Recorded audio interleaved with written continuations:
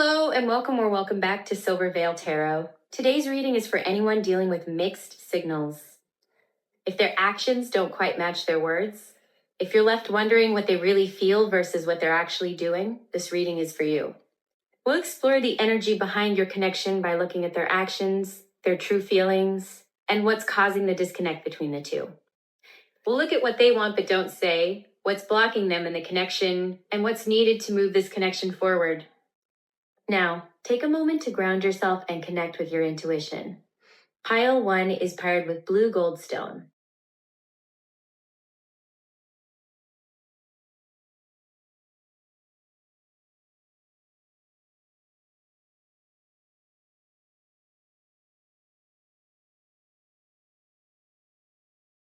Pile 2 is paired with raw morganite.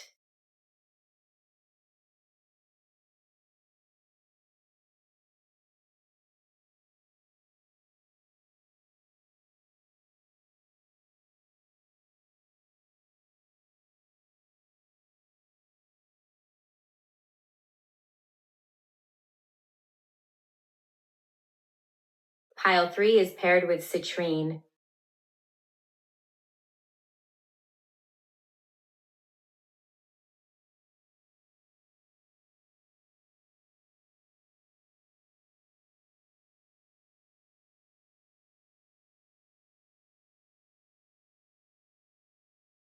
Choose the pile you're most drawn to. You can pause the video here if you need to. I'll see you at your reading. Hi, Pile 1. If you chose the blue goldstone, this is going to be your reading. Your card is the thread, and it will represent your person in this reading. The thread is a very peculiar energy. There might have always been a sense of familiarity with them, like they've always been around. The thread is emotionally subtle. They're not performative. They're not constantly reaching out, but they're also not absent. They show up when it matters, sometimes in small ways, sometimes in moments that feel deceptively ordinary, but linger in your mind long afterward. They don't chase, but they also don't sever the connection. Their care is demonstrated through consistency, timing, and small gestures rather than overt declarations. The thread nears your energy more than they assert their own. If you feel calm, they respond calmly. If you're uncertain, they may reflect that uncertainty, not out of malice, but simply because they exist alongside your rhythm. They're not here to prove themselves through intensity or drama. That means they can feel deeply meaningful if you value emotional truth, resonance, and connections that grow slowly over time. Time or pauses in communication rarely weaken this connection. Sometimes they strengthen it. And while they may not say everything they feel, there's a quiet recognition in their actions. A look, a gesture, a well-timed message can carry more weight than words ever could. In its shadow, the thread can be passive. They may rely on the connection simply existing without taking clear action, and that might leave you wondering whether the bond is mutual or if you're doing most of the holding. In this context, it may also represent an ex with whom you never really burn bridges. They've always been in your life, maybe on the sidelines, maybe long periods of time passed between interactions, but they were ever present nonetheless. The thread doesn't snap, even with time or lack of communication. Now let's begin. How do they act? Justice.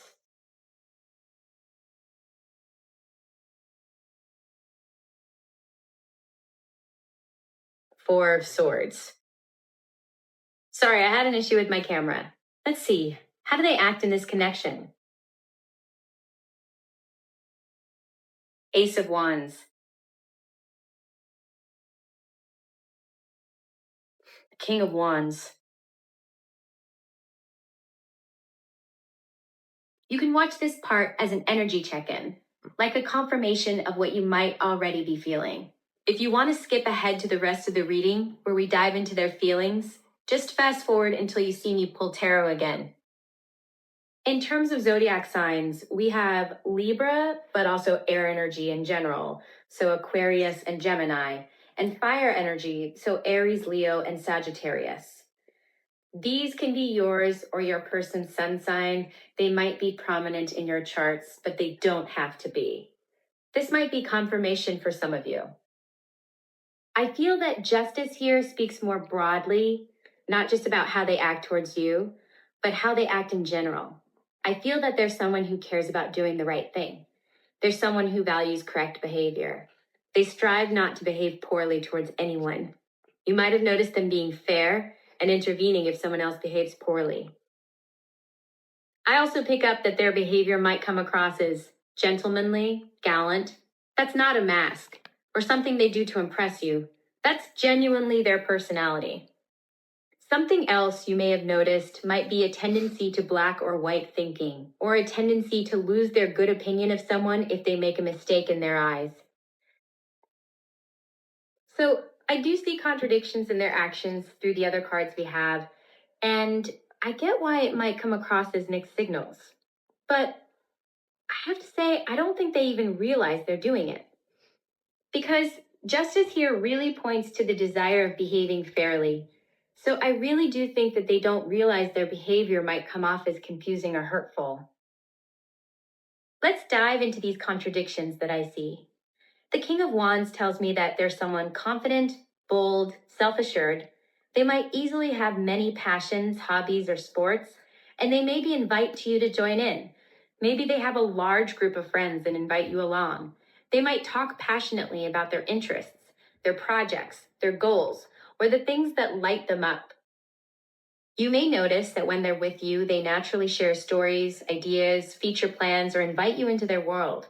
Also, I feel that they may act encouraging, motivating, or reassuring. They behave like someone who believes in you, even if they don't always say it directly. This is someone who is warm and enthusiastic. When they're engaging with you, they're not half in. They show up fully, with intensity and a desire to create shared experiences. The Ace of Wands shows that when they're around you, they act with energy and excitement. Think spontaneous, curious, kind of let's do something fun right now energy. They might suddenly message you, suggest hanging out, or just do something that grabs your attention in a fun way. Their actions feel fresh and exciting. It's not calculated or overthought. It's more like, I see this, I like it, let's try it. You might catch them teasing you, flirting a bit, or trying to get you involved in something they're passionate about. Being around them could feel lively, inspiring, or even a little unpredictable. Like there's always the chance something new or fun could happen. But then we have this Four of Swords counterbalancing this Ace of Wands. So maybe you feel sparks flying between you. Maybe they joke, they're funny, they're flirty, but then they don't act. They don't seem to move forward. Or maybe the dates you go on are really fun, there's banter, conversation flowing, then silence. Or another situation I see here is that things started out more casual. I can see a situationship in these cards. I'll wait until we pull the cards to see how they feel to speak to that. But what I see in their actions is that it looks like there's a lot of attraction, there's a lot of chemistry, and then maybe you don't get into deep conversations, like conversations about yourselves, your dreams, your fears, what you think of the world around you. With the Four of Swords, I feel that maybe your conversations are more surface level. So it looks like a lot of chemistry, having fun together, but then it looks like their mind is not in it. This Four of Swords can also mean silences in communication. Maybe one day you're texting and then you don't hear from them for days. I don't think they're ghosting you. Ghosting requires intention and thinking, I don't want to talk to this person anymore, and that's not it. That's not their intention. But I feel there might be pauses in between conversations which seemed to go very well. And I feel they had fun as well. It's not just your perception. Your interactions went great also for them. I don't want to get into why they do this, into the causes yet, because we'll draw cards later to represent their feelings and we'll get answers to why they're acting this way. I don't want to speculate for now. The Four of Swords also reminds me of the shadow side of the thread. The thread can be passive, slow, or simply not interested in taking steps forward. But here, this energy is balanced by the Ace of Wands and the King of Wands. So I feel that this passive energy may be about communication or conversations only.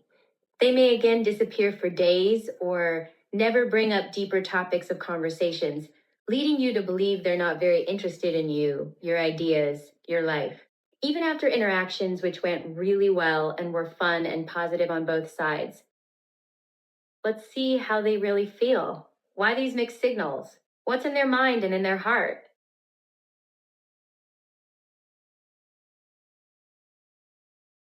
Eight of Wands,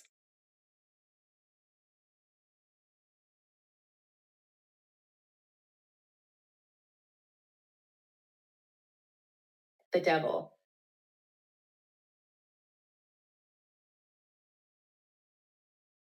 Five of Swords,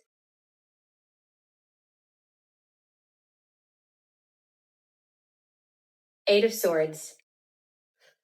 I immediately notice how many swords we have, and wands as well. Not one single pentacle or cup. When we talk about feelings, it makes me think either of a very new connection or you having history with this person. If this is a new connection, it may be a crush, or maybe you're in the talking stage. Maybe you've been on a couple of dates. Maybe this is a situationship. Whatever the stage. What I see from these cards are that feelings are not developed yet. This makes me think of their contradicting actions towards you that we saw with the Ace of Wands and the Four of Swords.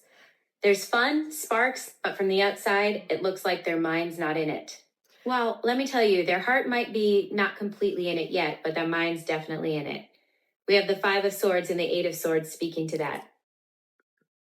The Eight of Swords talks about your own mind trapping you, your own thoughts blocking you. It's like they're limiting themselves in this connection. Maybe they have walls up. Maybe they tell themselves, I don't need anyone to know me on a deeper level. This really reminds me of the Four of Swords, which speaks to silences and not bringing up deep topics and not engaging in meaningful conversations. Maybe there's someone who tends to shut out their feelings, or maybe they're not used to feelings at all. It's possible, especially if you grew up that way. You might think feelings are not important. I can just avoid my feelings, or feelings make you weak. I can see them shutting out their feelings with this particular sword energy. Maybe they use humor to deflect from serious conversations or from talking about their feelings. The devil can also indicate that tendency. The devil can reinforce this Eight of Swords also in another direction. The devil can mean feeling restricted as well. When the devil comes up when talking about feelings, it can represent being driven by insecurities, fears, like being a slave to their shadow side. It's all self-protection. They don't see that those are walls, and they're blocking them from meaningful connections, from potential emotional fulfillment. I also get the feeling that they're probably not looking for meaningful connections. Many of the cards we have can speak to that. The Ace of Wands can indicate attraction with nothing else underneath in some cases. The Eight of Wands can sometimes indicate acting impulsively. The devil, in some interpretations, can be attraction, lust, merely following impulses. These are extreme interpretations, but even if we soften them, we can get the sense that they're looking for connections that are more lighthearted, casual, fun. The Five of Swords adds another layer to this. I feel that they might be very conflicted at the moment. I feel like they're at war with their thoughts. Their thoughts are conflicting. Maybe they're conflicted on what they feel. Maybe they don't know it themselves. Maybe they're conflicted on whether to reach out or not. Overall, I feel a sense of chaos and being very tired. They might be tired of overthinking, of going back and forth on what to do. The Eight of Wands, if interrogated about feelings, can mean, on one hand, again, passion and attraction, but also a will to communicate them, a sense of enthusiasm in coming forward and taking steps toward you. When we pair it with the devil and the swords energy we have for what they feel, especially with this Eight of Swords that gives me a sense of immobility, it gives me the energy of being conflicted, which is indeed also what the Five of Swords is about. Their actions, the mixed signals, are reflected in what they feel. In general, their feelings and their actions show duality. They're not showing what they feel, and I see that the way they come across is very different from their internal world. On the outside, they might look very balanced, passionate, energetic, full of life and initiative. I also get the sense that they might come across as someone with everything figured out, a stable life, an outgoing personality. And they are. I'm not saying they're not. So it doesn't make sense on the surface why they give mixed signals. Why would such a balanced, confident, decisive person give mixed signals? But here is where their feelings towards you come in. With the devil being their only major arcana showing up in their feelings, I can't help but think that's the guiding force. And first of all, the devil doesn't give good advice. Also, I'm drawn to the parallel between the devil and justice. In the original tarot, their postures are identical. In this deck, you can't really tell, but in the original illustrations, where justice has the swords of clear thinking and discernment, the devil has his hand empty, showing a lack of it. And where justice holds the balance to weigh actions against what's right or wrong, the devil has a burning torch that reminds me not only of being driven by the fire element, which by definition is dangerous and volatile, but also I can't help but think they have surrendered the balance, surrendered the thought of what's right and wrong in favor of the guiding light of what's more enjoyable. What I mean is that if you stop weighing every action as rightful or not, you just do what feels good. In this interpretation, I'm sorry, but it doesn't look like a stable and healthy energy. I really hate giving bad news, but that's what I see. I see that they're acting in a very fair way towards you, but their heart is not as balanced. Their feelings might be intense, but volatile. And that brings me back to why they come across as giving mixed signals. The devil can mean they sometimes act on a whim. The Eight of Wands can reinforce this because it symbolizes fast movement, and it can very well be both movement toward you and equally fast movement away from you. If you're wondering whether they want to take the next step in your connection, if they want to invite you on a date, if they want to suggest exclusivity, if they're interested in a serious romantic connection, I'm sorry, but I don't see that for most of you. The thread, as their energy tells me that they tend to float rather than taking decisive action. With the thread, it's easy to slip into a dynamic where the connection survives, but one side actively chooses it and works for it, while the thread welcomes it but doesn't actively pursue it. Then, representing their feelings, we have the Eight of Wands, which speaks about passion, but doesn't really speak to romantic feelings. We have the Eight of Swords, which I feel most of all is indicating them having a lot of walls up. They're very much in their head with these conflicting thoughts indicated by the Five of Swords, and this sense of being trapped by their thoughts with the Eight of Swords. These are not cards that talk about feelings. Maybe there could be feelings underneath these thoughts, but I feel that they don't know it themselves. They're not feeling them, or they're not allowing themselves to feel them. And lastly, we have the Devil, which is a bad counselor. I don't know why I keep having this image of the devil giving bad advice, but what I mean is they're not guided by an energy promoting a healthy, fulfilling relationship. The devil speaks to vices, lust, bad coping mechanisms, being driven by impulses. Again, I don't see feelings even in this card. I can see they're attracted to you, I can see there's chemistry, but I don't see romantic feelings for most of you. So, what's the reason for the mixed signals?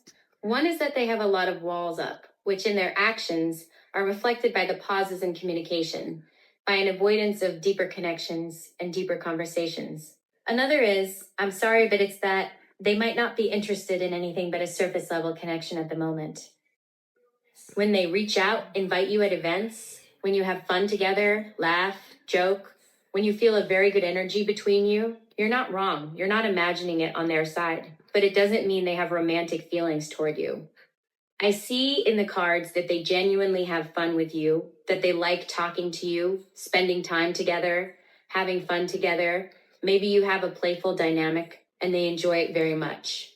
But their walls are very high and there are not enough indications of romantic feelings past the sense of enthusiasm of being with you and of having fun with you. If we're talking about an ex or someone you have history with, the walls, the overthinking, the conflicting energy, all of that is amplified by past experiences. They've already had a pattern of connection with you, so their mind is replaying old scenarios, old reactions, and old fears. The Eight of Swords here can indicate that they might be trapped by memories. Maybe they've been heard, maybe they've made mistakes before, and now they're hesitant to fully engage. The devil reinforces that some of their behavior could be habitual, automatic, reacting from past impulses rather than conscious choice. Even if the chemistry is still there, even if the Ace of Wands shows interest, it doesn't automatically translate into a new, stable, romantic chapter. So there's a profound dichotomy not only in their actions, but also in what they're feeling.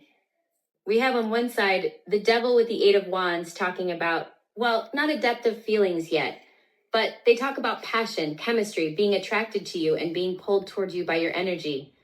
On one hand, they want to move things forward and fast. They're enthusiastic about you, wanting to connect, to talk, to do activities together, adventures. And all this is reflected in the Ace of Wands and King of Wands in their actions. You might have noticed this already. They might reach out in a lighthearted way. There might be a very playful energy between the two of you. They might suggest spending time together, doing things that are fun, lively. On the other side of what they're feeling, we have this Five of Swords and Eight of Swords, which speak to internal conflict, overthinking, and feeling trapped by their own thoughts. And this energy then gets reflected in the Four of Swords in their actions.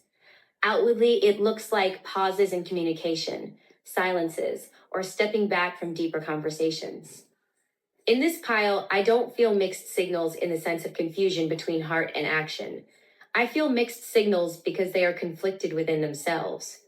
Their feelings and actions match, but they match in being dual.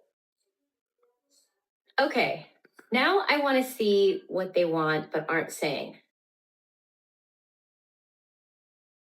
Two of Swords. Nine of Wands.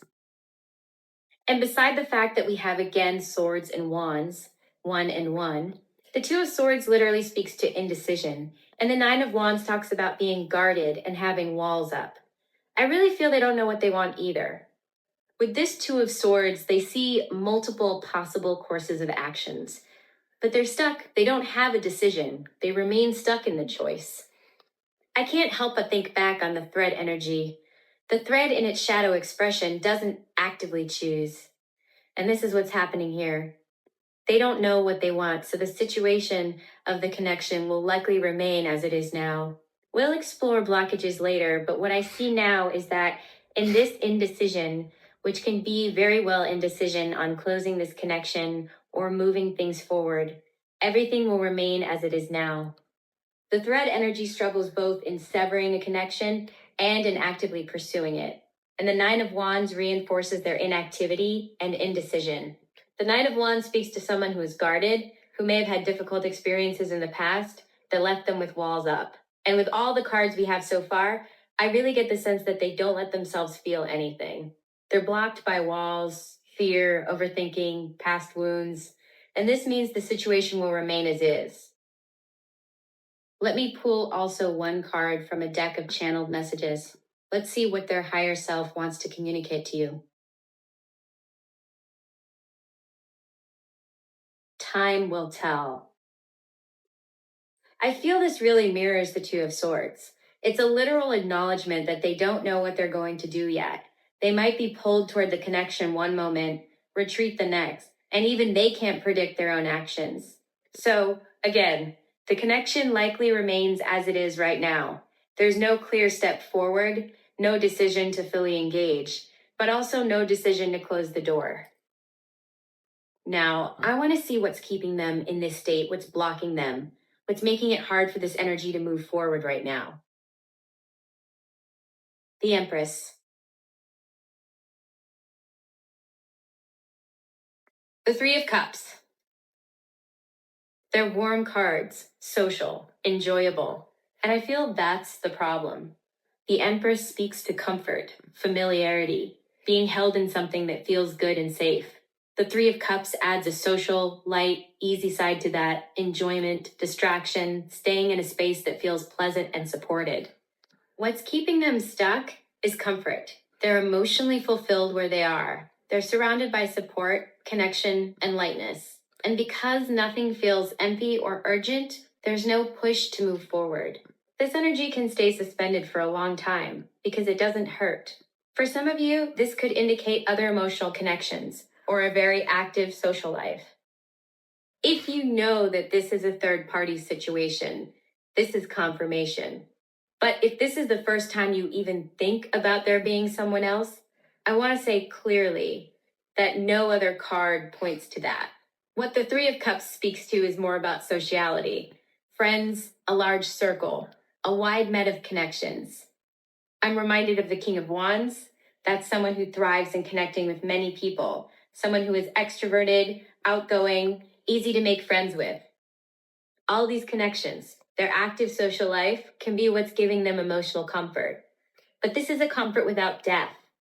They are emotionally okay where they are. They are surrounded by warmth, attention, emotional stimulation, but none of it requires them to choose. This can look like staying in light, undefined connections and enjoying closeness without committing to emotional depth, or also leaning on social interactions to avoid sitting with their real feelings. The Three of Cups reinforces what I was saying earlier. There's a tendency to keep things surface level. The Three of Cups in this position is telling me that they don't do this only with you in this connection. That's how they approach connections in general. I also want to pull an oracle card to see what other blockages there might be for the connection. Heart-to-heart conversations. Honestly discuss your feelings with each other. I feel that this card is essentially saying the missing piece here is open, honest exchange. They're comfortable, but comfort can become a block when honesty and vulnerability are required. The Empress and Three of Cups give them warmth and support, but they don't push them to express what's really in their mind and in their heart. They might even avoid it because it's easier to stay in the pleasant, effortless energy of sociality and fun. So the blockages are two: comfort and avoidance. They're emotionally fulfilled where they are, and they don't have to step into deeper, honest conversations, the kind that would move this connection forward. Okay, what I want to ask Tarot now is, what do they need in order to move out of this energy they're in? Eight of Cups. It flew out of my hands.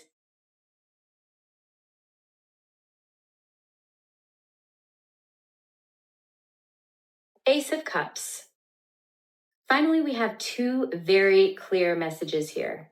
First, they need to walk away from all the situations that make them feel lacking or emotionally unfulfilled. This doesn't necessarily mean this connection. In fact, for most of you, I feel that it has to do with their personal life. We've seen patterns of avoidance of emotions, of self-protection, of indecision. The Eight of Cups speaks to a need to let themselves feel even discomfort, pain, sadness, in order to recognize what's no longer serving them. And having the courage of walking away from it, they need to walk away from emotional patterns and situations that no longer fulfill them, even if those situations feel familiar, comforting, or socially rewarding. This card isn't dramatic, but it is brave. It asks them to stop settling for emotional enough and to acknowledge where they're still emotionally unfulfilled. This is about leaving that avoidance, leaving emotional numbness. Now, I feel that the Ace of Cups talks about what comes next. The Ace of Cups is the reopening of the heart. It's the moment where emotions are allowed to exist again without being controlled, minimized, or pushed away. It speaks to vulnerability, emotional truth, and the willingness to feel. And once reached that point, that's when meaningful connections can be created. The Ace of Cups can also speak to romance. The potential for emotional depth, sincerity, and care is real here. But I think for the majority of you, these cards are a sign that what they need is not just external circumstances to change, but an internal shift. They need to embrace discomfort, release emotional numbness, and allow their heart to feel again. And once they do, the potential for romance and meaningful exchanges is very real. Let's move on to oracle cards for some guidance. Peace, number 28. Abundance, number 38. How at the moon. Process your feelings.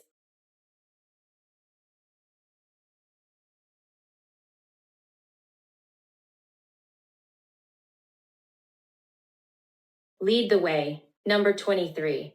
Light your own path.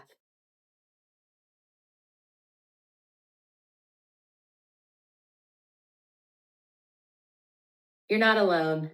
Isolation, physical connection, community. Star family. You're part of a team of souls. Call in support. I feel that peace is a card of reassurance. It tells you that whatever unfolds in this connection, there is an ultimate sense of peace and closure waiting for you. This doesn't mean that everything will happen exactly the way you want it to, but it does mean that the universe is ensuring that the ending of the situation, in whatever form it takes, will be aligned with your growth, your emotional well being, and what you truly need. Whichever way this connection unfolds, the outlook is positive for you. And I say whichever way it goes, because to get to that Ace of Cups, to that potential of a romantic connection, which is healthy, caring, emotionally fulfilling, your person has a long way to go. They need to implement big changes in their life to get out of the blocked and conflicted energy they're currently in. That's to be acknowledged.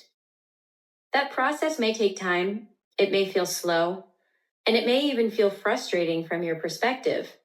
And because this card is about peace, it's also a gentle reminder that even if the path is messy, if your person is slow or conflicted, the ultimate experience of this connection will feel harmonious and aligned with your personal growth. You are not destined for heartbreak that leaves you unsettled forever. There is a settling of energy coming. And for some of you, this definitely points in the direction of a peaceful resolution of the connection, of arriving at that Ace of Cups, of starting something meaningful, beautiful, fulfilling together. The second card, Abundance, is a reminder that growth, clarity, and fulfillment are already present in your life. This isn't just about material things, it's about emotional richness. Even if the connection feels stuck, conflicted, or confusing right now, you already have access to experiences and energy that nurture, support, and satisfy you. This card tells you to stay open to the abundance that surrounds you. This is about recognizing the opportunities for personal growth, understanding, and meaningful relationships that exist outside of the current situation. It's a reminder that you do not need to force clarity or push for resolution in this connection to experience fulfillment. You can receive it simply by trusting yourself, trusting your intuition, and remaining open to life's gifts. This card reminds you that your emotional and spiritual fulfillment is not contingent on anyone else's actions or feelings. It's already flowing toward you. Stay open, trust the process, and continue to cultivate your own emotions and personal growth. The card process, your feelings, is really straightforward. It encourages you to acknowledge your emotional responses to this connection, to feel without judgment, and to give yourself the space to express what's inside. Even if the situation feels confusing or frustrating, your feelings are valid. Also, lead the way is a very clear message. You're invited to take action, even in small ways, to honor your heart, your growth, and your boundaries. You are the one who guides your own emotional journey. You don't need to wait for your person to make decisions or shift their energy. Now, with these final two cards, I feel Spirit really wants to emphasize the message. You're not alone, and Star Family both remind you that you have support, connection, and community around you. Reach out to your friends, to family, to the people who lift you up. Go out, have fun, connect with your support system, focus on something else that brings you joy. You're not meant to navigate this connection in isolation, and you don't have to. Even if your person is stuck, conflicted, or slow to act, you have people around you, your star family, who can remind you of your worth, make you laugh, and help you feel supported. This is your reminder to step into life outside of this connection, lean on your community, and enjoy yourself. And we've arrived at the end of your reading pile 1. I hope this reading resonated with you and offered insight and reassurance. Feel free to leave a comment, share your thoughts, or just say hi. Don't forget to like this video and subscribe to Silver Veil Tarot for more readings. I'll see you in the next one. Bye! Hi, Pile 2. If you chose the Ron Morganite, this is going to be your reading.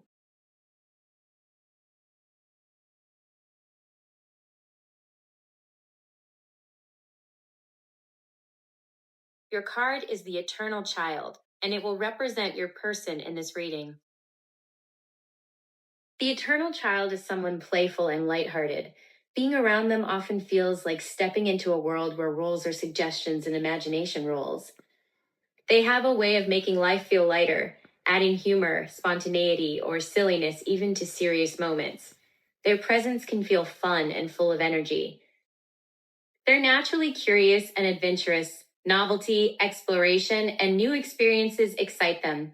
They crave movement, change, and creativity, and boredom is their enemy. This can manifest in chasing new adventures, ideas, projects, or people with enthusiasm.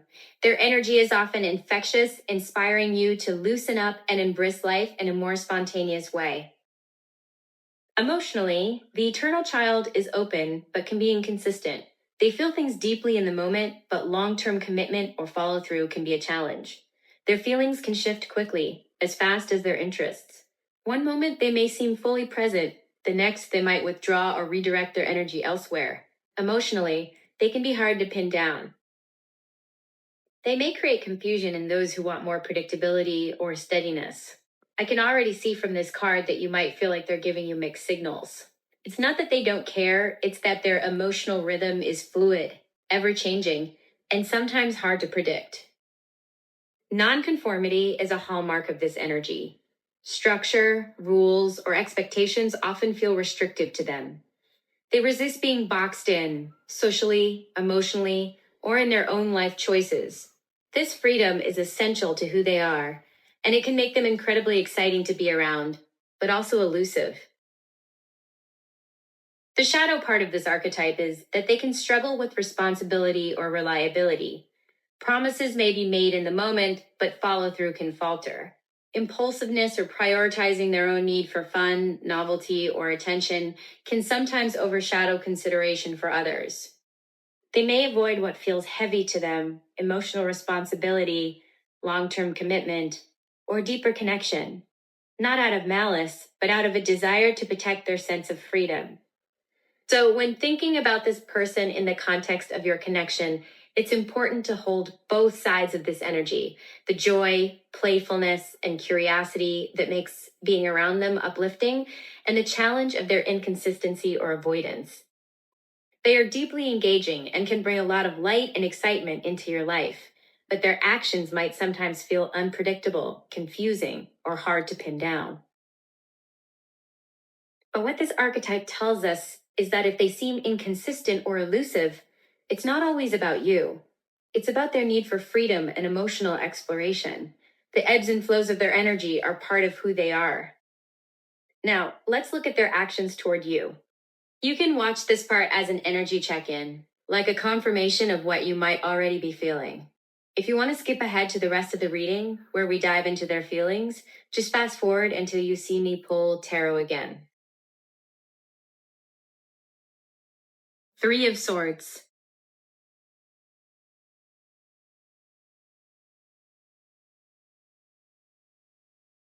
Nine of Swords.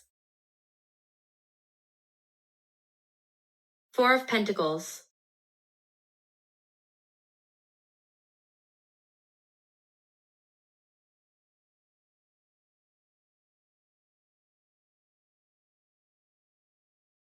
Eight of Cups. This Three of Swords might mean multiple things. For some of you, I get the sense that you have a past with this person where one or both of you have been hurt. For others of you, this might be an indication of the energy they're operating from. They might have just gone through a heartbreak or hardships in other areas. Now, what I see is that operating from this energy, whether this is a new connection or not, they might come across as cold-hearted. They might have said something that hurt you, even if it wasn't intentional.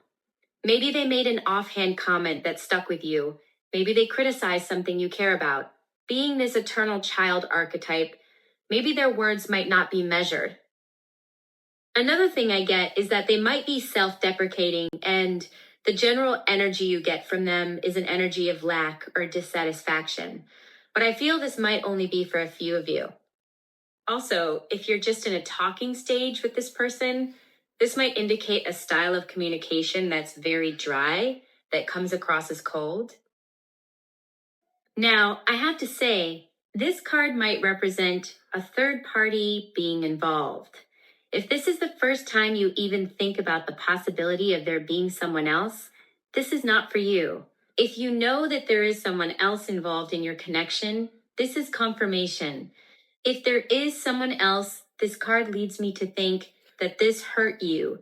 Maybe when you found out, that caused you the heartbreak depicted in the illustration. If there's history between the two of you, this card can indicate that your heart was broken in the past. I want to add that if the Three of Swords speaks to the energy they're operating from, it's an energy of hurt, of pain, whether that heartbreak is old, recent, or directly connected to this connection. In any case, that's the driving force behind their actions. They are not well at the moment, and that's the cause for their behavior.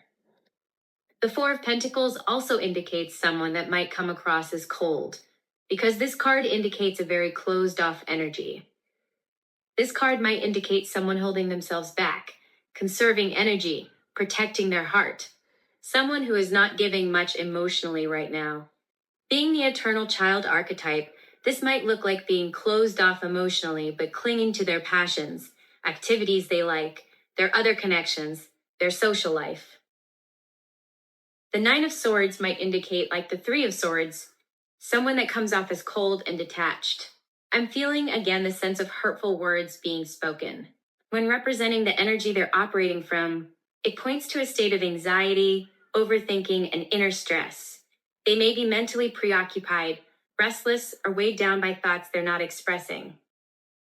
With the Eight of Cups, I feel that avoidant energy again.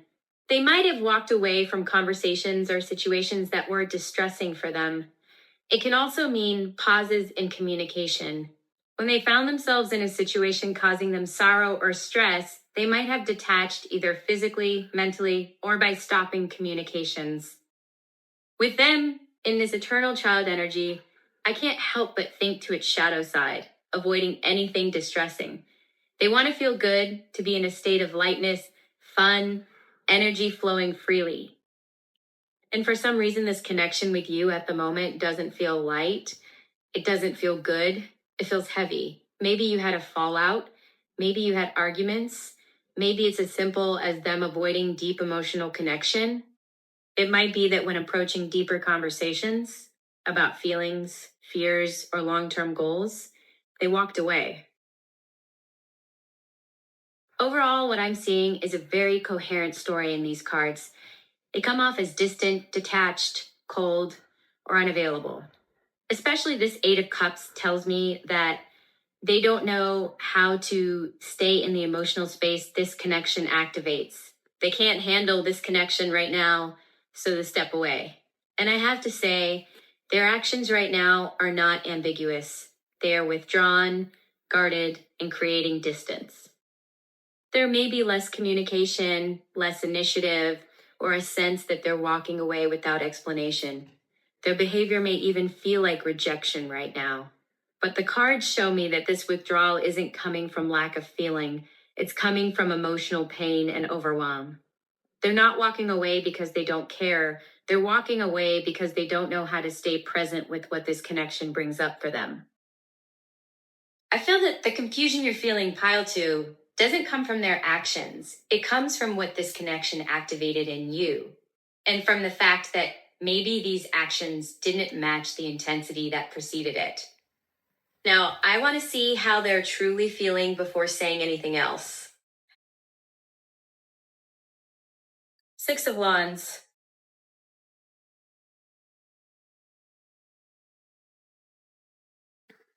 Page of Swords.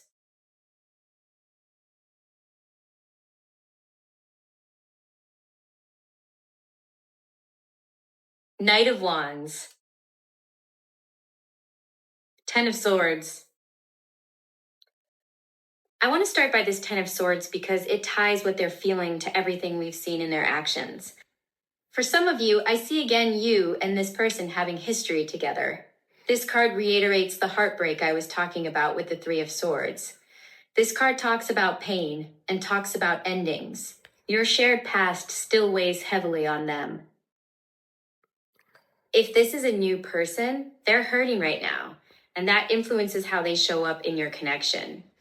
I feel as if, with the cards for their actions we've seen, that they operate from this Ten of Swords energy the most. The guardedness of the Four of Pentacles, which can also be avoidance and escapism, the coldness, the walking away, are all motivated by the pain they're feeling. As the Ten of Swords represents an ending, this person might have recently gone through a breakup. But what's good about this Ten of Swords is that it says this cycle is ending. The pain will be over soon. So I feel also a sense of hope for your connection from this card. Even if right now they're showing up as detached because of this past pain, it's almost over. The other cards, which are really positive, can finally come through, trickling into their actions. We have the Six of Wands, which tells me they have admiration for you. I feel that they have a high opinion of you, that they're happier even looking in their direction. They feel a sense of accomplishment in having built a connection with you. Whether this is you giving them the possibility of rekindling a past relationship, or you paid attention to them in group setting, allowing your connection to develop, or whether you started talking recently with this person, or you accepted to go on a date with them, they're really glad you did. The Page of Swords tells me that they're curious about you, about your mind, what you think, your opinions, your ideas. They think about you, they watch, they wonder. The conversations with you feel stimulating and they want to know more about you. This especially applies if this is a new connection. They're drawn to you. They want to reach out. They want to talk extensively with you, ask questions, really get to know you. If this is a past connection, there's a sense of wanting to get to know you all over again. Also with the Page of Swords, their interest is real, but it's more observational than expressive. This reinforces their actions we've seen, which again, I feel are informed mostly by the Ten of Swords. I feel from the Knight of Wands this drive to come toward you. They're ready to reach out, ready to make a move. They're passionate, driven, confident in what they want. Both with the Six of Wands and the Knight of Wands, I feel they're confident in what they want, confident that they want this connection. It's just counterbalanced by the Ten of Swords, the past pain stopping them, informing their actions and holding them back. Also, I want to mention that these feelings may be volatile. They're not grounded yet. We have a Page, which is a beginning of a feeling, and the Knight of Wands, which might be volatile in what they pursue, easily changing direction following their momentary passion and drive. Their feelings come in bursts: passion, attraction, curiosity, desire to act, but they're inconsistent. The Knight of Wands isn't a slow, grounded energy. It flares up quickly and then can disappear just as fast. When they feel it, they really feel it, but it can change quickly. This reminds me of their eternal child archetype. This is someone who feels intensely in the moment, thrives on excitement, but may struggle with following through, with committing to a course of action. The feelings they have toward you right now are very positive. They want this connection. They want to get to know you. They're fascinated by your thoughts and outlook on things. They admire you and they're drawn to you. All these feelings are not grounded, not stable yet. On this note, I want to pull some cards for what they want but don't say. Four of Wands.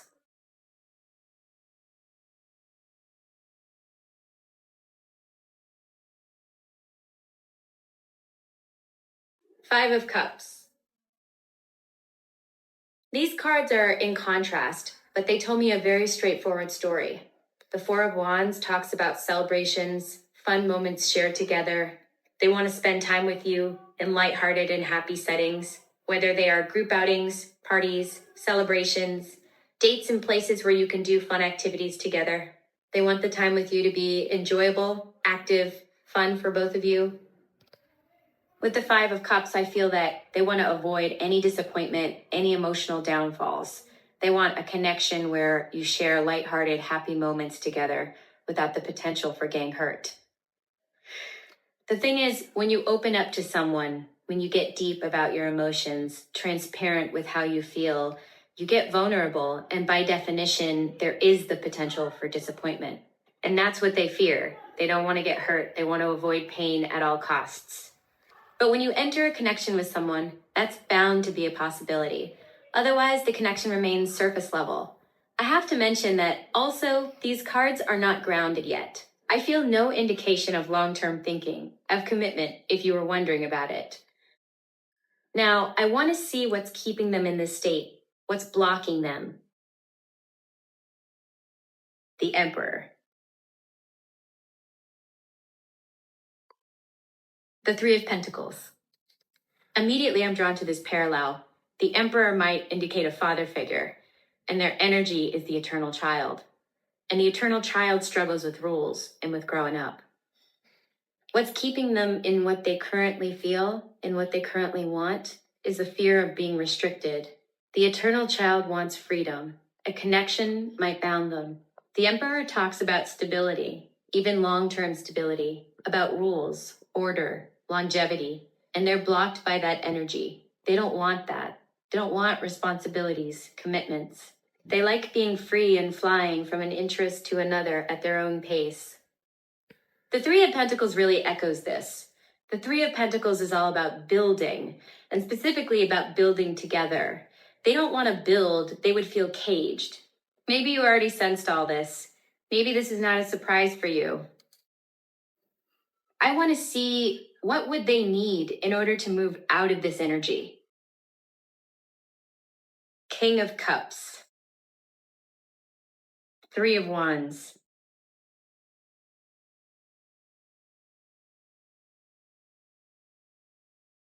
The King of Cups speaks to being in touch with emotions, but I feel that they already are. I think what this king is telling us is that they need to master their emotional world, as the King of Cups does.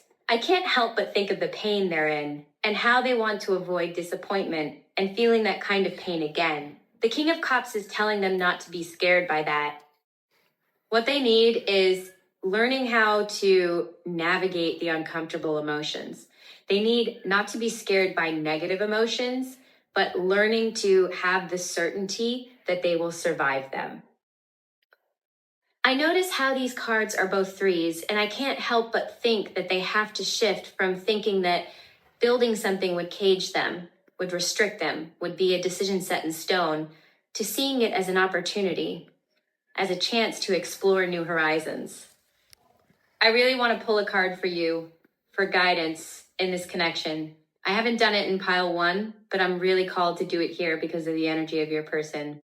What energy is best for you showing up in? Two of Cups. I feel this card is telling you to lead by example. It's a card about emotional reciprocity, but in this context of guidance for you, I feel it's telling us show up as yourself with all the emotional rainbow. Be open. Don't match their detached energy. Stay open in your heart without abandoning yourself. Show up in this connection with authenticity.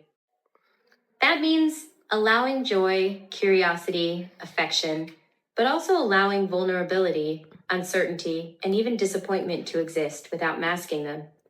This person is deeply conflicted around emotions. They oscillate between wanting closeness and shutting down when emotions feel overwhelming. And the Two of Cups suggests that the most stabilizing thing you can do is not mirror their emotional withdrawal, but rather embody emotional balance. This is about speaking honestly when something feels good, and also when something feels confusing or painful. Letting your emotions be seen as they are, not edited for comfort. You are not responsible for opening their heart, but you are being asked not to close yours out of fear. This card says, if this connection is meant to meet you, it will rise to the level of emotional honesty you model. And if it cannot, and the clarity you bring will protect you from staying stuck in mixed signals. Either way, you win. Let's pull also oracle cards for guidance. The Void.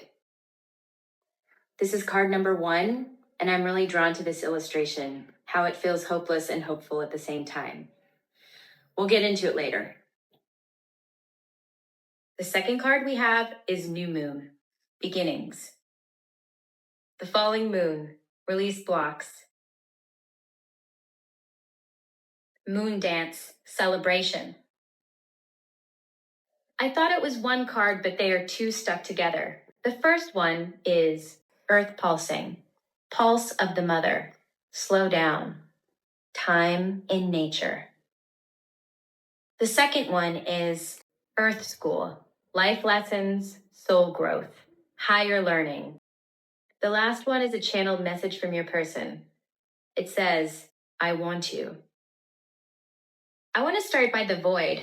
I feel that it indicates the end of a cycle, that moment of loss just before something else begins. I feel that you've outgrown a way of waiting, hoping, or emotionally hovering. Even if you're still attached to the outcome, something inside you already knows that the old pattern can't continue. This isn't about loss, it's about completion. You're being asked to allow the pause, to not rush to fill the silence with action, explanation, or overthinking. The void says, let yourself be empty for a moment. Let go of the need to define what this is or where it's going. Also, I feel this speaks to the end of a version of you that was holding on to uncertainty, emotional mixed signals, and unspoken hope as a form of connection. It's the quiet death of waiting, of interpreting silence, of trying to understand someone who is emotionally inconsistent. This energy goes hand in hand with beginnings and release blocks. Beginnings tells you that once you stop gripping the old cycle, something new can actually enter. And this beginning doesn't have to mean a new person or dramatic external shift. It's a new way of relating, a new emotional posture, a lighter, more curious energy, less guarded, but also less self-abandoning. This is very much the energy of the Two of Cups that we saw earlier. Mutual presence, emotional honesty, balance. The blocks you're being asked to release are not external. They're internal habits that keep you stuck between wanting connection and fearing disappointment. Holding back the truth of your emotions, not staying present, waiting for the other person to set the tone. Release blocks asks you to release what's blocking you from embodying the Two of Cups energy. You're being guided to stay open-hearted and honest without sacrificing your balance. This card reminds you that you don't have to earn connection and you don't have to prove your worth. But it also gently reminds you not to close off in response to the mixed signals you're perceiving, not to harden, not to numb, not to shrink. And after the void, after beginnings, after release blocks, we arrive at celebration. What I feel is that this card is not about the other person finally choosing you, changing, or showing up in the way you've been waiting for. This is about you. It speaks to the emotional work you can do or that you've already done. A point of awareness, clarity, and emotional maturity. This card speaks to arriving at a point where you can celebrate because you've learned how to stay emotionally open without losing yourself, how to care deeply without abandoning your boundaries, and how to sit with uncertainty without letting it define your worth. In the context of the Two of Cups, this oracle is a confirmation that the best you can do is being honest. And that's the victory. Whether this connection moves forward or not, this card says you've already crossed an internal threshold. If this person is capable of meeting you at that level, they will. And if they're not, this card says you will recognize that without self-blame, without confusion, and without losing yourself. And I feel there is another layer to it. Celebration is about allowing yourself to experience connections.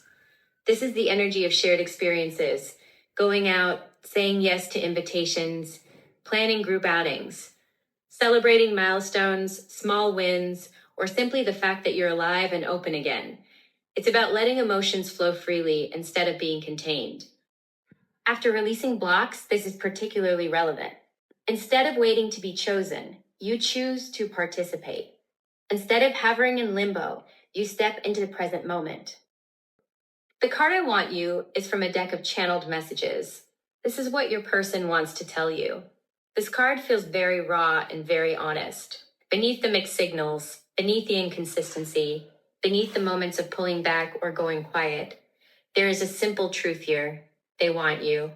Not in a calculated way, not in a fully articulated adult long-term plan kind of way, but in the way the eternal child wants, instinctively, emotionally, in the present moment. The eternal child doesn't say, I want you as strategy. They say it with feeling, with excitement, with that pull towards someone that feels genuine but a little uncontained. This is curiosity, interest, and the wish to be close. And this reminds me of the Two of Cups energy you're being asked to embody. The Two of Cups is mutual presence, emotional reciprocity, meeting each other eye to eye, heart to heart, without one person carrying the emotional weight for both. You're not meant to suppress your feelings, but you're also not meant to hold the entire structure of the connection alone. The balance here is this: you allow the connection to exist without forcing it into a shape it's not ready for.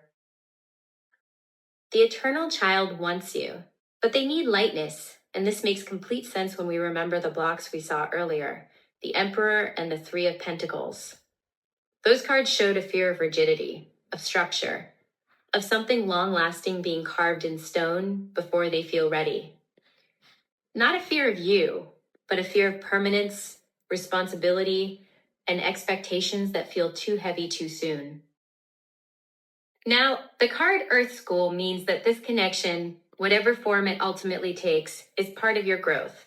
You're not here by accident. You're learning something essential about love, reciprocity, presence, and self-trust. It's about learning how to stay open without abandoning yourself, how to feel deeply without losing balance. This connection is refining how you love, and that is soul growth, even if it doesn't always feel comfortable while you're in it. And I feel that this card is a direct instruction. Slow down. Not everything needs to be figured out today. This is about grounding yourself in what's real and present, your environment, your daily life, your joy outside of this connection. Stay open-hearted. Stay present. Whatever unfolds from here will do so in the right rhythm, not rushed, not forced, but aligned with your growth.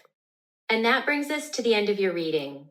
Thank you so much for spending this time with me. I hope the messages and guidance you received resonated with you and offered some clarity and reassurance.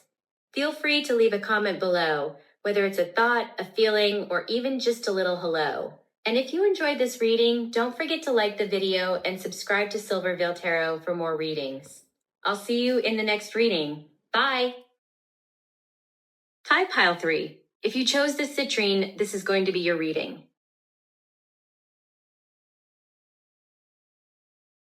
Your card is the Pilgrim, and it will represent your person in this reading. And immediately, this tells me that this is not someone who is stuck in confusion for the sake of it, or playing games, or drifting aimlessly. This is a person who is in motion, internally, externally, or both. For many of you, this person is in a transitional phase of life. This could be a change in beliefs, priorities, career, location, or identity. Or it could be quieter than that, an internal shift that hasn't fully taken form yet. But either way, they are between chapters. The Pilgrim sees life as a path rather than a destination. Their focus is not on arriving somewhere quickly, but on walking meaningfully. There's a sense that they are guided by something internal, a compass, a calling, a set of values, and they tend to trust that inner guidance more than external expectations. This person is often reflective and values-driven, sometimes even a bit idealistic. They may spend a lot of time thinking, reassessing, questioning who they are and where they're going. And even if, on the surface, their life looks stable or settled, energetically, there's a feeling that they're not done becoming who they are. Emotionally, the Pilgrim can feel present, but not attached in the way we're often taught to expect. They do care, they do connect, but they don't cling. Relationships matter to them, but they are rarely the central axis around which their life turns. Their deepest loyalty is to their own path. And this is where things can feel confusing for you, because with the Pilgrim, the connection can feel real, grounded, sincere, even meaningful, yet also slightly out of reach. Not because they're hiding something, but because they're not oriented toward merging. They're oriented toward becoming. In relationships, this person needs freedom and space to grow. They value honesty and shared values over emotional intensity or constant reassurance. If a connection feels like it conflicts with their direction, they may struggle to stay fully present, not out of lack of feeling, but out of self-trust. They're not the type to be swept away easily. They don't rush. They don't anchor themselves prematurely. And sometimes that restraint can feel like emotional distance. Being around them can feel clarifying, grounding, even quietly wise. Like they're walking a little ahead of you, holding a lantern, not telling you where to go, but showing you that a way exists. However, in their shadow, the pilgrim can become emotionally unavailable. They can lean too heavily into self-focus. They may postpone intimacy indefinitely, telling themselves, and sometimes you, that they're not there yet. And this is where the pilgrim can hurt others unintentionally. Not through deception, but through choosing the journey over the bond. They walk their path, and the invitation, if there is one, is to walk alongside them, not to reroute them. So the clarifying question this archetype asks, and it's an important one, is this: is there room for me on their path? Because the pilgrim will keep walking with or without company. The question is whether that journey includes you in a way that feels mutual, grounded, and honoring to both of you. Now, let's look at their actions toward you.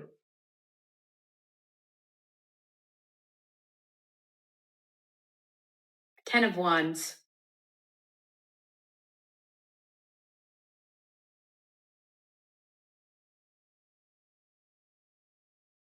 Nine of Pentacles.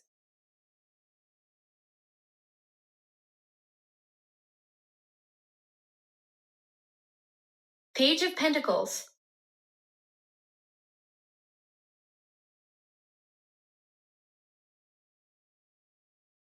Knight of Wands. You can watch this part as an energy check-in, like a confirmation of what you might already be feeling. If you want to skip ahead to the rest of the reading where we dive into their feelings, just fast forward until you see me pull tarot again. Now, let's get into their action in this connection. The Ten of Wands really reminds me of the pilgrim energy. They're on a journey and they're carrying a lot right now. Responsibilities, commitments, past disappointments or pains still shaping them at present, expectations, pressure.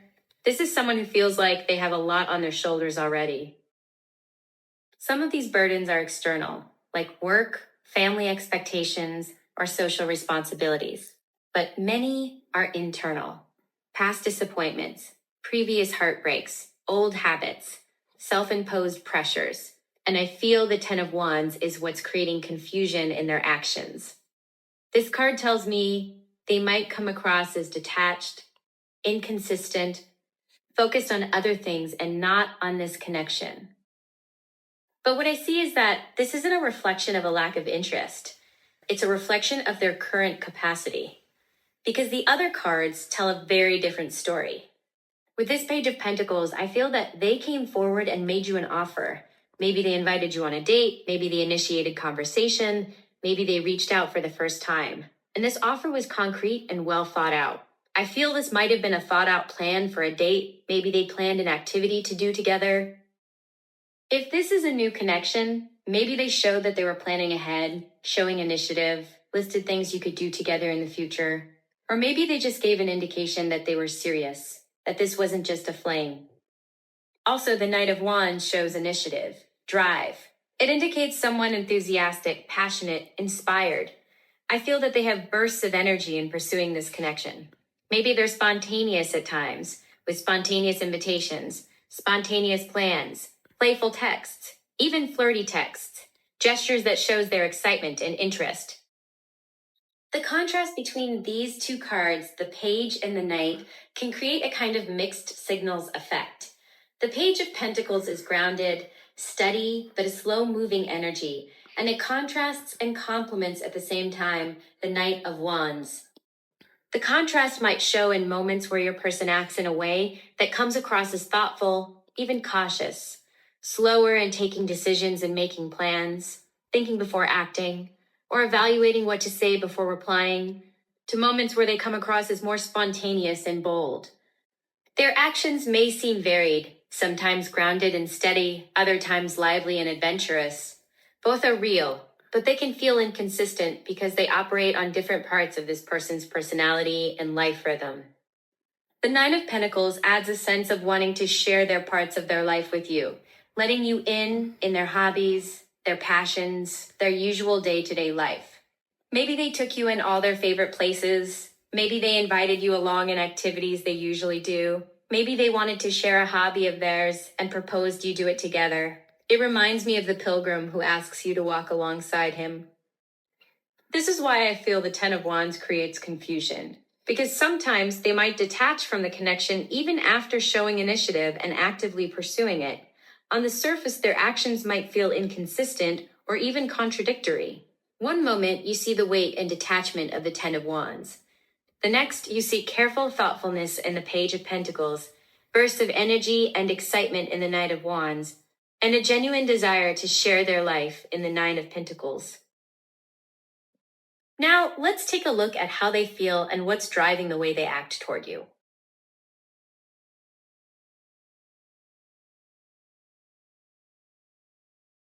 The Emperor.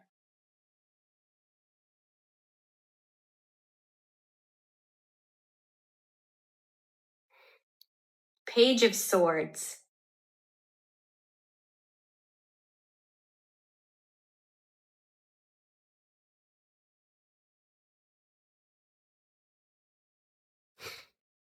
Five of Wands.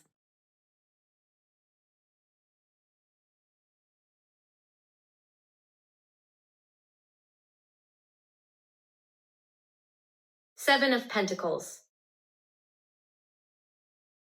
They feel stability with you. They feel this connection is grounding and grounded. It has foundations that can support growth. And in a way, it provides them with a sense of security. While the Emperor is not speaking to romance directly, it shows that what they feel is steady and rooted, and it's a stabilizing force in their life. With the Five of Wands, their feelings might be conflicting. It's like they have all these possibilities, all these ideas inside them about this connection, and they constantly ponder which way to go. I think this goes really well with what we've seen in their actions. Sometimes more guarded, sometimes spontaneous. One moment they share a part of their life with you, the other moment they withdraw with the Ten of Wands. In all the cards I see for their feelings, though, I want to be clear that they're not doubting the connection. They're not doubting whether to come toward you or not. They're doubting the how to approach it, what to do on the daily. Like every day they wake up and have a different approach toward you. They might change their mind on the logistics, the pacing, and the way they navigate this connection day by day. Every day they might approach it a little differently, which can create the sense of mixed signals. This energy and the Emperor energy again contrast and complement each other. They seem to be opposing energies, one stable, one in constant motion. But where the Five of Wands show they may have multiple conflicting ideas, the Emperor tells me that the foundations of this connection are stable. And where the Emperor might tend to immobility, the Five of Wands is pure action. Active, questioning, exploring multiple paths forward. With this Page of Swords, I feel they're very drawn to you. They're curious about you. They want to know more and more. They observe, they listen, they want to get to know you better, what you think, how you feel. What are your opinions? This is someone mentally exploring the connection, gathering information, and reflecting on how they fit into it. This also explains why their actions sometimes feel cautious. They are analyzing how to approach the connection in the most harmonious way possible. While with the Seven of Pentacles, I feel that they're wondering whether the connection will grow. They're saying to themselves, we have stable foundations. I act towards my pile 3, but is it enough? They have this doubt internally. Maybe they're unsure whether you reciprocate their feelings. Maybe they're unsure on how your lives could merge in practice. What I see in their feelings is that they feel grounded and stable in the connection. It's meaningful to them. They're also deeply curious and attentive toward you, observing, learning. At the same time, they are internally conflicted, constantly balancing how to show up and express their interest. This is why you might perceive mixed signals. The inconsistency isn't a lack of interest. Their heart and mind are aligned in the desire to connect. It's the expression of that alignment that can feel uneven or unpredictable. Now, let's explore what they want but aren't saying. This is where we really see the unspoken desires, the intentions that they haven't voiced yet, the inner guidance behind their actions. Ace of Swords.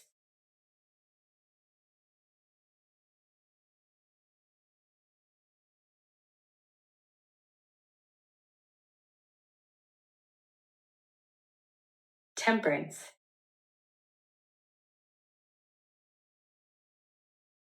I feel with this Ace of Swords that they want both clarity and a new beginning. They want honesty in the connection, honest exchanges. They want to cut through confusion, uncertainty, and hesitation. They want communication that is direct and authentic. And the other layer I saw is a new beginning.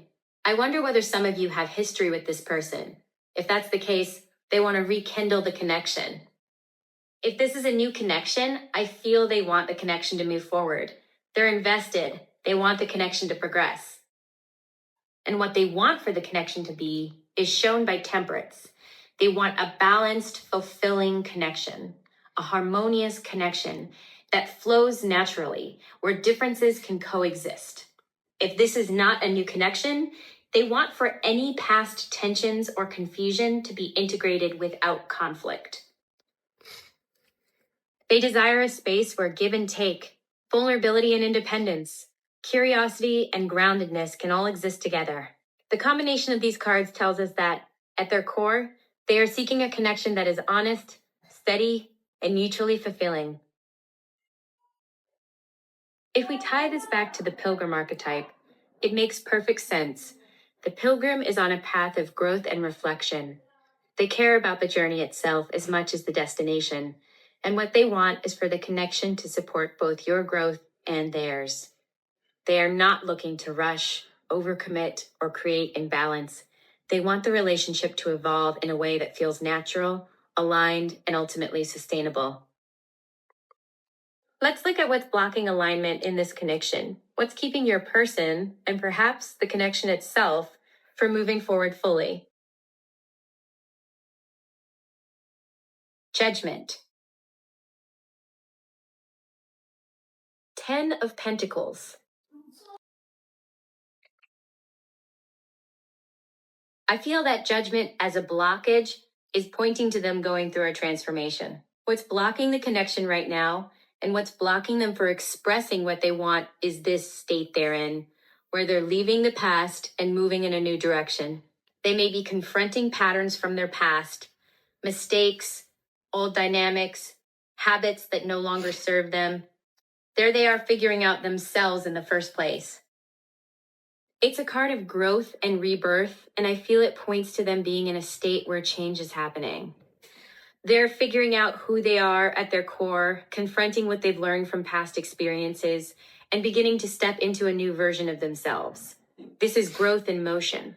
They are not ready to fully act in a way that brings the connection to its potential because they are still processing themselves first. Their energy is focused inward. Also, the 10 of Pentacles makes me think of the pilgrim energy, someone who is on a journey, which can be a literal journey, a change of career, moving, traveling for a period of time, or an internal journey of self-growth. And this energy can see the 10 of Pentacles as a blockage because it's a point of arrival, and they're not ready yet. They're not at the point where they feel they can build something stable and meaningful. The 10 of Pentacles talks about family, talks about legacy, about completion. Having built a life already, this card suggests that part of the reason for hesitation may involve long-term responsibilities or life structures. They, on the other hand, are in motion. They're in a state of transformation.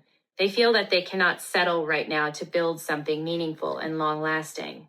They're in the middle of growth, exploration, and transformation. They cannot yet settle into the sense of permanence or long-term planning that the 10 of Pentacles represents. This card also touches on responsibilities, life structures, and obligations. It's the point of building a stable, meaningful life, but your person is not there yet. Their journey, their transformation is ongoing. They're discovering themselves, navigating transitions, and exploring possibilities. Until they feel aligned and settled in their own life, they may hesitate to fully express what they want or to build something lasting in this connection. When we talked about temperance, that what they want is a mutual fulfilling connection, that doesn't necessarily equal an immediate commitment or fast movement forward. They want to build something slowly on both of your terms, gradually. And I feel that's why the Ten of Pentacles, which is such a positive card normally, shows up as a blockage. The blockage is not a no, it's a not yet. They are in motion, evolving, and in the process of getting ready to offer the type of connection they truly want. This is a really beautiful reminder for you. The pause or hesitation you might sense isn't a reflection of the value of your connection. It's a reflection of their journey, their timing. Now that we've looked at what's blocking the connection, let's explore what's needed to move this connection forward. 5 of Cups and 3 of Cups both flew out of my hands.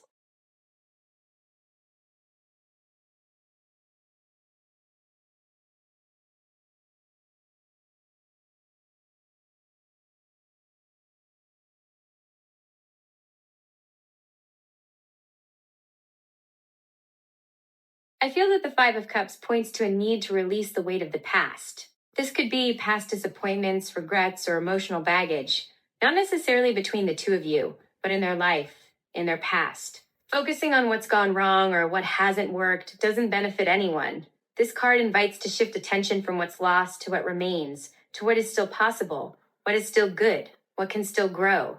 It's about moving past old stories that limit the connection. Maybe there is a tendency in both of you to notice the disappointments of the past. Maybe in conversations you often revisit something that hasn't worked between you. Maybe you're stuck on a topic of conversation about something that went sour. Maybe you talk about plans that didn't fall through, past disagreements, and you don't focus on everything that goes well in the connection. If you notice a tendency in yourself to focus on what goes wrong rather than on what goes right, this is a reminder that it doesn't serve you. It actually hinders your potential for happiness, both on a personal level and in this connection. If you look around, you'll see life is full of opportunities and things that do go well. There's no use on dwelling on what hasn't worked. The 3 of Cups complements this beautifully. It's about lightheartedness, celebration, and joy. I feel there is a need to create opportunities to have fun together. Go out and try something new.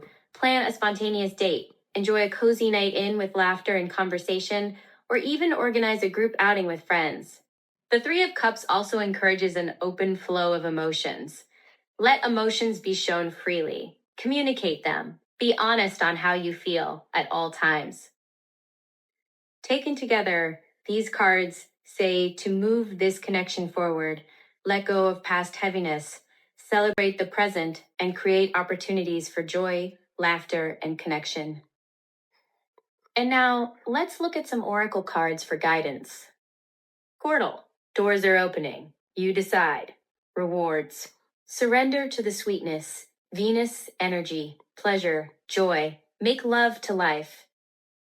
Honeymoon. Enjoy the bliss of holiday time together.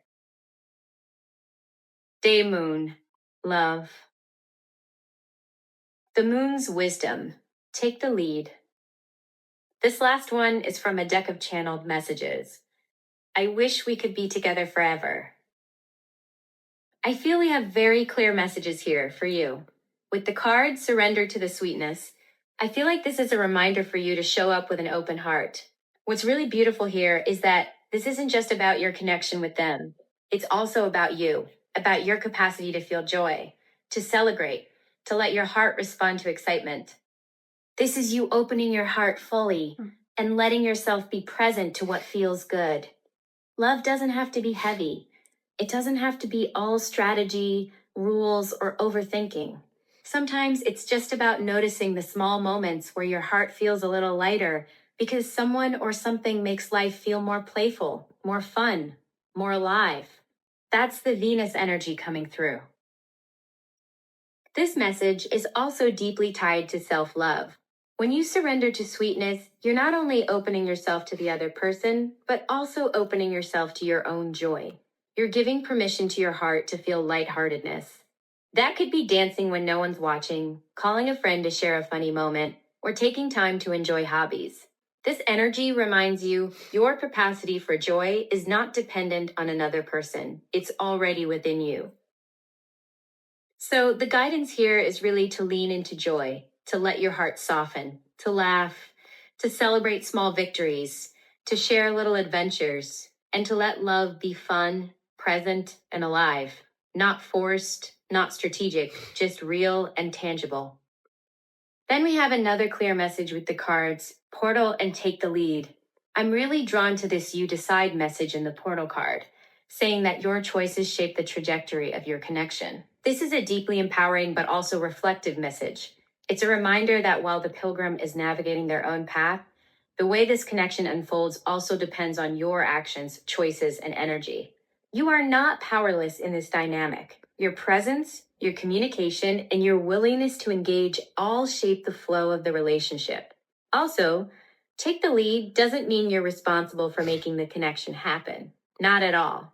Instead, what the card is saying is you can show what healthy emotional expression and authentic connection look like. The pilgrim is on their path, but the way your journey together unfolds is co-created. But I'm really curious about the card, take the lead. I want to ask, what is the best energy for you to be in right now? Six of Cups. This card is really about openness and showing up with your heart open. Sometimes, when someone like the pilgrim is in the picture, someone who's journeying, figuring themselves out, it's easy to get caught up in analyzing, overthinking, or trying to make things happen. This card is basically saying, let that go. Bring your light, your kindness, their authenticity, and just be present. It's also a reminder of the small joys in connection, the laughs, the little shared moments, the gentle presence of each other. You don't have to solve or fix anything. By showing up from this place, you naturally create space for them to do the same. And this ties directly into the guidance, take the lead. How open, warm, and genuine you allow yourself to be will shape how this connection moves. Your energy can set the tone. Then we have the message, I wish we could be together forever. And this is what your person's higher self wants to say to you. It echoes exactly what we saw earlier with temperance, the desire for something lasting, meaningful, and balanced, even if they don't know how to build it yet. The pilgrim loves with depth but struggles with timing, with life structure, with knowing when they're ready enough. So this feeling exists, but it's unspoken. The honeymoon card deepens this by asking you to enjoy the moments of closeness. This isn't necessarily about a literal trip or vacation, although for some of you it might be, but it's also about feeling the fun when it exists. It's about allowing yourself to experience moments where being together feels joyful and playful, whether that's laughing together, sharing a spontaneous date, or simply enjoying each other's company. Also, the day moon can be linked to this. I feel almost like the light of the day illuminates the joy of your love. And I think it can be tied to the self-love I mentioned earlier as well. Enjoy what brings warmth and excitement into your life. And that brings us to the end of your reading. Thank you for spending this time with me. I hope the messages that came through offered you some clarity and reassurance. Remember, take what resonates and release the rest. If this reading spoke to you, feel free to leave a comment below, whether it's a thought, a feeling, or just a hello. And if you enjoyed this reading, don't forget to like the video and subscribe to Silverveil Tarot for more readings. I'll see you in the next one. Bye!